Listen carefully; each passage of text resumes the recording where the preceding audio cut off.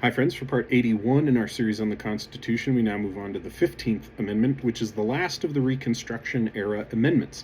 Those would be the 13th, 14th, and 15th Amendments. Remember, in the 14th Amendment, it said that if a southern state wanted to include people in the population for determining the number of representatives they got in Congress, they had to count them as whole people, and those people had to have the right to vote. But they didn't have to give them the right to vote. The 15th Amendment does that, says that the right to vote shall not be abridged or denied based on race, color, or previous condition of servitude.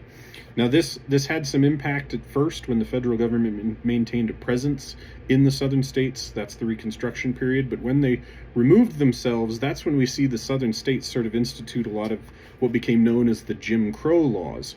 So basically, like one of them was that there were literacy requirements on voting, for example, and that's actually where the term grandfather clause comes from, is that the grandfather clause says you were exempt from the literacy requirement if your grandfather could vote. So now poor white people whose grandfathers could vote could still vote even if they couldn't read, but poor black people who couldn't read couldn't vote still because their grandfathers weren't allowed to vote because their grandfathers were slaves. So these Jim Crow laws were put in place to still disenfranchise black people from voting and having equal rights.